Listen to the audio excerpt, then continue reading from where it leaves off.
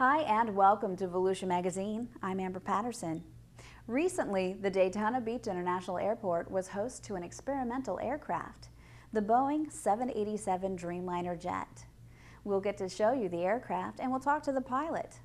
Then later, we'll tell you about some new and improved safety enhancement renovations at the Strickland firing range. And then later, we'll head into the studio to join Community Information Director Dave Byron and his guest, Jim McNelly, Director of the county's Mosquito Control Division. Those stories, news, and more coming right up on Volusia Magazine. I'm Amber Patterson. Stay tuned.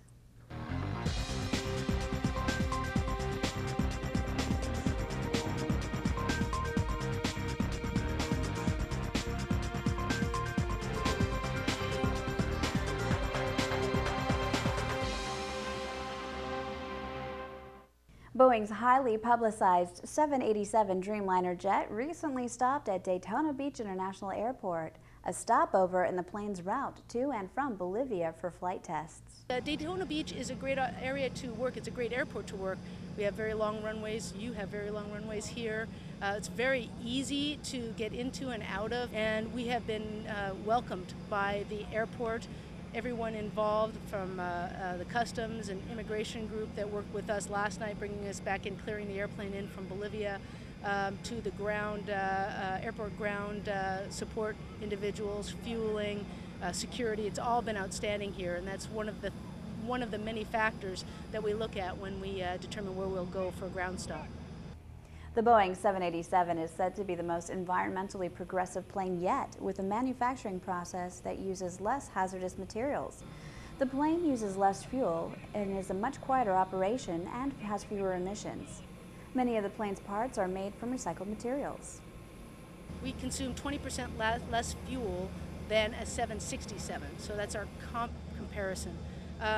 We're more green, we use more green products. Overall in the construction of the airplane. We are a more electric airplane. By that I mean that a lot of systems on other airplanes use bleed air. We actually bleed air, take air from the engine, so that reduces the efficiency of the engine. On this airplane, we power what is pneumatic on other airplanes, air-driven, by electrical means. So we don't bleed the engine. The engine is better performing because we don't take performance away from the engine to run other systems. While at the airport, aviation students from Daytona Beach-based Embry-Riddle Aeronautical University got a first-hand look at one of the world's most advanced commercial aircraft. While our cameras couldn't record inside the test plane, Embry-Riddle Aeronautical University students were invited aboard and welcome to chat with the maintenance and testing crew. When you come on board the airplane, what you'll see is banks of large barrels, and we have them in the front of the airplane and the back of the airplane, and tubing in between. So we actually move water from one location to another in order to hold a very tight center of gravity for some of our testing. You'll see lots of racks of instrumentation where we'll have monitors for the engineers to observe on board. We'll have repeaters that will display the same information that the pilots are looking at in back, like the primary flight displays, the ground sky pointers, our map displays, some of the other information that we have available on the flight deck. We also have strip charts and other monitors and instrumentation that the engineers can observe on board real time, so they can see whether we achieved the test condition parameters that we were flying for that particular condition. Captain Ross had a few words of encouragement for students, especially the young women amongst them.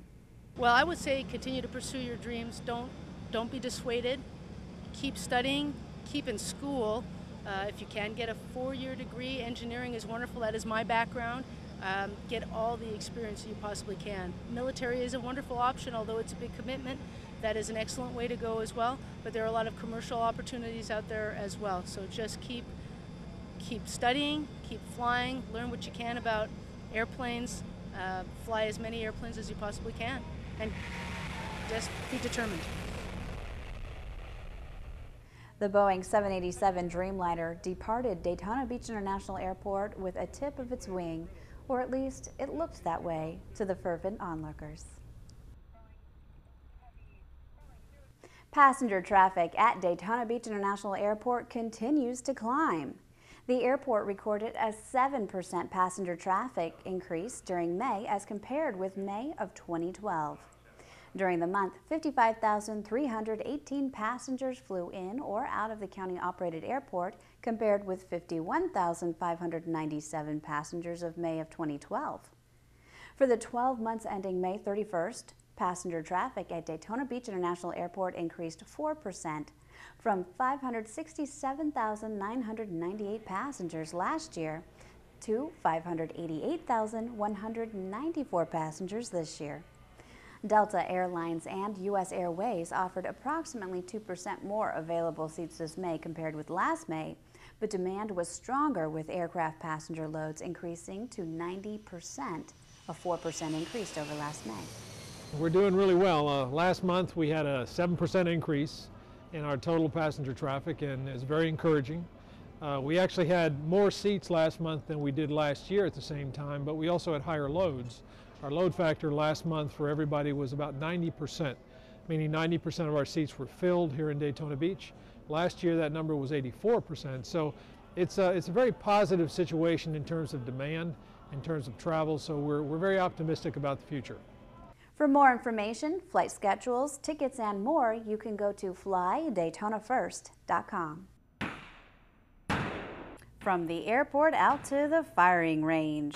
Volusia County's popular Robert Strickland Shooting Range will be closed for major safety renovations and lead removal for approximately 4 months beginning July 15th. The Volusia County Council has approved $360,000 in improvements, which include an upgrade to the overhead canopy eyebrow system and replacement of the baffle system for the 50 and 100-yard firing lanes. The shooting range provides a valuable service to locals who want to sharpen their shooting skills or simply enjoy the sport of target shooting. More than 20,000 residents visited the Robert Strickland Shooting Range last year. The shooting range attracts people of all backgrounds, including couples, retirees, hunters, veterans, and law enforcement officers. Safety is our primary concern. We have a strict safety policy, and our range master is always on duty to make sure they are followed to the letter. Any caliber handgun or rifle may be used except a 50 caliber BMG rifle. Shotguns and fully automatic weapons are also not permitted. The range provides a covered firing line for handguns at 7, 15, and 25 yards. High caliber rifles may be fired from 50 and 100 yards. The shooting range, which opened in 1970, was named after Robert Strickland, a former Volusia County Commissioner. It's at 1180 Indian Lake Road off of US 92 west of Daytona Beach. It's open from 9 a.m. to 5 p.m. every day but Monday. Daily passes are available for $10. Semi-annual passes are $70 and annual passes are $100. For more information about the Robert Strickland Shooting Range, you can call 386-226-0477 or you can visit volusia.org/parks.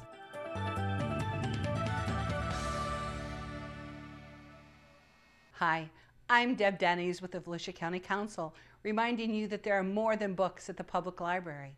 Volusia County's public libraries are branching out to keep pace with our patrons' changing needs. And while books are still the #1 draw, more and more patrons are using other services such as personal use computers, downloadable audiobooks, and free databases. Our libraries also offer a variety of educational classes. Visit volusialibrary.org to see what our libraries have to offer you. And now let's march to the business beat with reporter Michelle Coates.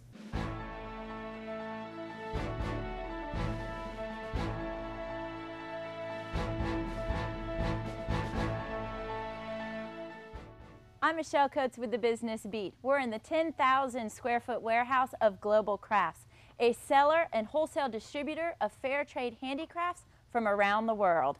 Global Crafts generates annual revenues in excess of $2 million by working with more than 40 fair trade organizations, co-ops, family-owned businesses, and nonprofits in more than 20 countries that create beautiful handcrafted products. The family-run business is a successful corporation that provides nearly 1,000 retailers in the United States and Canada with fair trade handicrafts. We spoke to Kevin Ward, Global Craft co-founder, about his business and fair trade practices. And our goal really is to buy great, unique handicrafts and at the same time lift those artisan communities out of poverty. We have 7 full-time employees and around about 15 total, including part-timers. We import probably, I would say, about 300,000 pieces a year. Global Craft's mission is to offer income-generating opportunities to craftspeople in developing countries by following fair trade practices, including paying in advance at least the market price for items, ensuring that craftspeople receive payment, and ensuring that the craftspeople work in fair working conditions. They work directly with artisans, craftspeople, and producer groups. Fair trade is about treating people fairly, working with them in the long term, trying to make sure they're getting paid fairly and paying in advance for products because the producers simply don't have any money to produce the products. In the US handmade handicraft sector of fair trade, we're one of 4 or 5 companies in the US, and within that range we're 3rd or 4th in size. There are not many companies in the US doing what we do. Kevin and his business and life partner and wife, Renice Jones, co-founded the business in 2002. They harbored the difficult recession years, doubled in size, and have turned a profit every year since 2008. They shared their success story at the World Fair Trade Organization's biennial conference in Brazil recently. I was lucky enough to be asked to present on business tactics within a recessionary time, within a difficult time for everybody, and fair trade is no different. We struggle just like everybody else. And our primary goal of that presentation was really just helping producers work out how to better access the market and how to deal with some of these tough times. Global Crafts is a provider of fair trade goods within the United States and the United Kingdom, both to consumers and businesses, including wholesale sales, drop shipping service, affiliate marketing opportunities, and retail locations. Global Crafts garners most of its revenue from its B2B online business. In 2011, the company opened the doors to a local gift shop in New Smyrna Beach called Gifts with Humanity. That Flagler Avenue shop now accounts for 5% of the company's annual revenues. Part of our role is providing some education within the local community, and it's important for us to have some sort of presence so that people know we exist and what we do and start to ask those questions like, what is fair trade, why is this different, why should I support this? Global Crafts wholesale customers across the United States and United Kingdom include a wide range of retail outlets, from museums, catalog companies, craft show vendors, online retailers, and even church groups. Everything is handmade by artisans from around the globe. For those in Volusia County with an itch to shop, there's the local Gifts with Humanity storefront where you're sure to find something interesting. Thanks for joining us today on the Business Beat. I'm Michelle Coates. The Florida Department of Health in Volusia County is offering free door alarms as part of a statewide Waterproof Florida Drowning Prevention campaign. The alarms are available at health department locations in Daytona Beach, DeLand, New Smyrna Beach, and Deltona. The alarms are just one safety tool that parents can use to keep their children safe around water. Stephanie Strong has more on this important campaign and pool safety in this segment of Community Health Matters.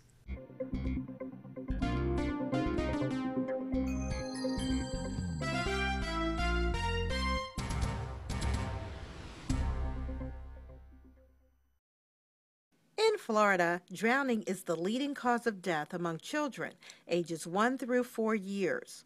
Who's watching your child at the pool or around water? When a toddler drowns, we would expect that they would be screaming and yelling for help, but contrary to that, toddlers usually just sink.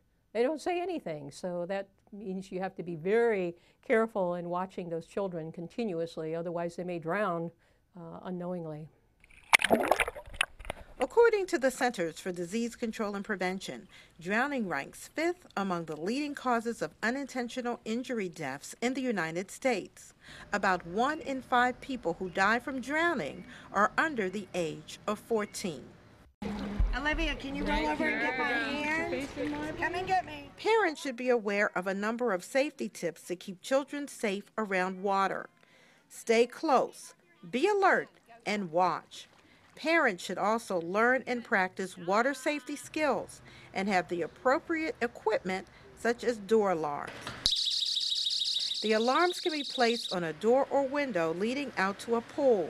The alarm will alert homeowners whenever the door is opened. The Florida Department of Health's Waterproof Florida campaign promotes 3 layers of protection: supervision, barriers, and emergency preparedness. It's very important to watch children in the water because in just a minute they can sink to the bottom of the pool and drown. You can just turn around and look the other way or be on the phone call and not being attentive, and children, especially toddlers, can drown so quickly. You have to be very careful. Your greatest water safety assurance comes from adopting and practicing as many safety tips as possible. You never know which safety step may save a life. For Volusia Magazine, I'm Stephanie Strong, Public Information Officer for the Florida Department of Health in Volusia County. And as always, if you have any questions about this or any other health-related issues, you can log on to volusiahealth.com. And now let's join Community Information Director Dave Byron and his guest, Volusia County Mosquito Control Director Jim McNelly. Well, thank you, Amber, and hi, everyone. You know, these afternoon thunderstorms are good for the green grass and the replenishment of our water table, but this is the time of the year when mosquito annoyance starts to become a public concern. So with that in mind, we have with us in the studio today Volusia County's Mosquito Control Director, Jim McNelly, and we're going to get the latest on the mosquito conditions in Volusia County. We're going to talk about what the county is doing and what you can do to help reduce the number of mosquitoes around your home. Jim, thanks for being with us. How you doing? I'm doing well, Dave. Thanks for having me. So we're coming off a little period where we had a little tropical brush, you know, some rain and so forth. So here we are, you know, a few days after that. Typically when you have those kind of events, you tend to have the mosquitoes that follow 7 to 10 days later. Let's look at Volusia County currently. What is the general mosquito annoyance level in the county? Right now it's pretty low, Dave, but we are expecting a little blip here in the next day or two. This is sort of like, for you guys in mosquito control, this is sort of like you guys are going into your peak season right now, from now probably till it gets fall, huh?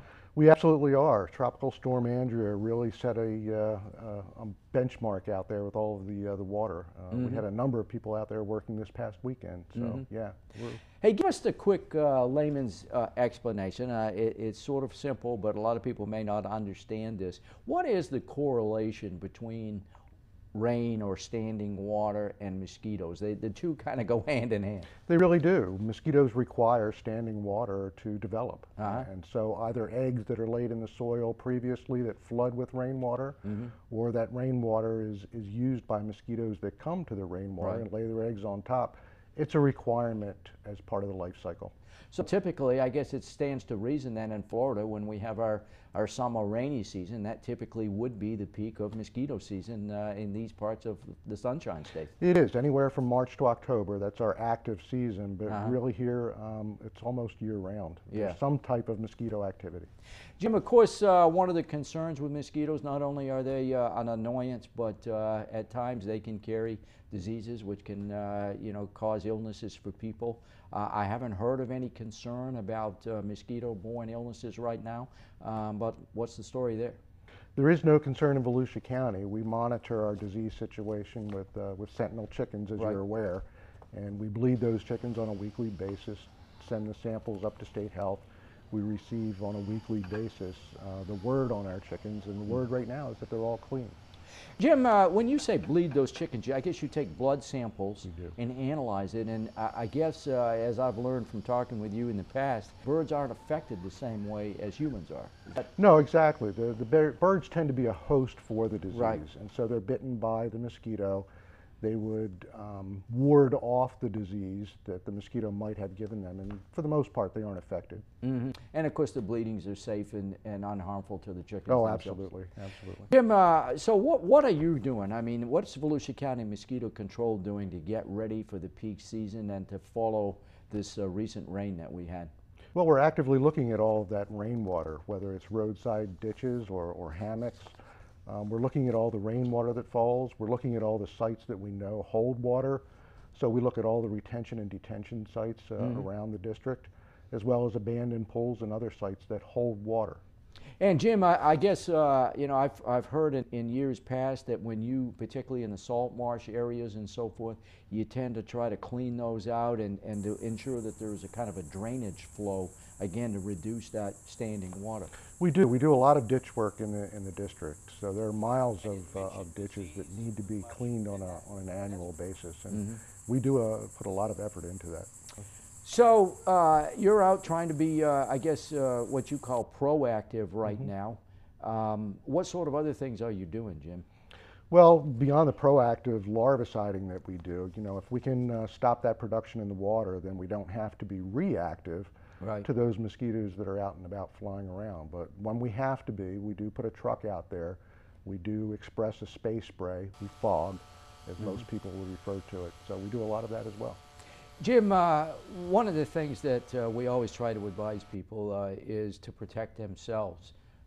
And let's talk about making their home and their properties more free of mosquitoes. There are some things that people can do around their home. There really are. Just about anybody's home is going to have some type of a container that has the ability to hold water, whether it's a saucer underneath a plant, a pet dish, a bird bath, tarps over boats. With all this rain that we've had, they're more than likely filled with water. And again, those containers have the ability to produce mosquitoes. And a small container, a container as small as a bottle cap, can produce hundreds of mosquitoes over the course of a season. Wow. And it's not just your own property that you're affecting, but you could affect your neighbors as well. Absolutely. Those mosquitoes don't move too far like a salt marsh mosquito, but they will impact your neighbors as well. What about swimming pools, Jim? You know, for the most part, our large in-ground abandoned swimming pools aren't a problem, but we do actively look at and survey those abandoned pools just to make sure that they remain a non-problem. We do, though, take a look at those pools, and at times we put fish into those pools to eat any larvae that may be present or that may occur at a later time. Yeah, I'm glad you mentioned fish, because you all are fish farmers, I guess, in some respect. You have your own little fish that you actually use as one of your tools. We are fish farmers, yes. We do raise fish, and we do relocate them around the county. I don't know if I referenced before the retention and detention sites that we look at, but we have 171 of those detention sites in the district, and the guys are actually out there now putting fish in them to make sure that we have a decent fish population, take care of any production that might take place. And Jim, if folks are going to be out, you know, Florida's, you know, the weather's great, people are out, they play golf, they run, they walk in the neighborhoods and so forth, work out in the yard. What advice do you have for people in terms of trying to be careful for any problems that there may be out there with mosquitoes? Well, light colors as opposed to dark colors. Mosquitoes are more attracted to darker colors than light colors. Long sleeves when possible, long trousers when possible. And then most of the over-the-counter repellents work well against mosquitoes, but DEET as an active ingredient in those repellents is really the way to go. Yeah, and that's DEET, correct? It is, yes. And that's the one ingredient that you want in any bug repellent. Yes, there are other repellents, and the public can go to the CDC website. That's a terrific website to look at other potential repellents. That would be cdc.gov. And Jim, I always like to ask you, you know, it's kind of a no-brainer type question, but I think it kind of reassures the public. You know, all of the chemicals and all of those things that you use, you all have, you're all regulated, and you all have training on how to use those chemicals, and so people or their pets don't need to be, you don't need to be worried about that. No, they really don't. All of our folks are licensed. They're licensed professionals. All of the chemicals, the biorationals that we use are registered through the US EPA and labeled by the state of Florida. So, yeah, no reason to worry. What about, you know, for people that may be having a barbecue in the backyard or that sort of thing, what about those tiki torches or those bug zappers or those kinds of things? How effective really are they, Jim? You know, they're not real effective. Many times it's just a mental state of mind that you're doing something, but for the most part, they're not particularly effective. Jim, for people out there that may want to register a service call or may want to let you know of a particular problem, how do they do that? They can find us online at the Volusia website, so they can go to volusia.org and up in the top left corner, look at the services. They'll find us there, and they can register a service request online, or they can call us, 386-424-2920. And I think your spraying schedule and your activities are online for the folks to know if you're going to be out and about in the neighborhoods. They are, absolutely. There's a web map that they can access right online. And one of the things you guys do in closing here that you guys do in mosquito control is you give great presentations. It's very fascinating what you do. So if there are groups or organizations out there that would like to have you or one of your folks come out and talk to their meeting or whatever, are you guys available to do that? We are. We have several environmental specialists that do that type of thing. I get out there on occasion, and I'll actually be at the Ormond Beach Library the first week of July. That's awesome. Well, Jim, you know, here we are at the beginning of mosquito season. I have a feeling we'll be talking to you before the end of the season. So it sounds like you guys are ahead of it right now, and thanks for sharing the information with us. Thank you, Dave. Our guest today, Jim McNelly. He's the county's mosquito control director. And with that, Amber, we'll go back to you. Thanks, Dave, and thank you too for watching Volusia Magazine. If you have any questions about the show, feel free to give us a call at any of the numbers you see listed here, or you can log on to volusia.org. Just click on the News tab at the top of the screen to find us. Incidentally, you can find the County Council meeting calendar there too. You can use volusia.org to find out about meeting dates, workshops, topics of interest, activities, and how you can become involved. In fact, there's an activity that sounds fun coming right up. Volusia County's Mosquito Control Division will host an open house from 10 a.m. to 2 p.m. Friday, June 28th. They'll be displaying the mosquito fighting equipment at 801 South New Smyrna Beach in recognition of National Mosquito Awareness Week, which is June 23rd through 29th. Hot dogs, popcorn, and bottled water will be available. For more information, you can call 386-424-2920. Last, we hope you won't forget to listen to Volusia Today, Volusia County Government's weekly public radio program. Volusia Today airs every Tuesday and Sunday mornings on the local radio stations you see on your screen. For Volusia Magazine, I'm Amber Patterson, and I hope you have a wonderful evening.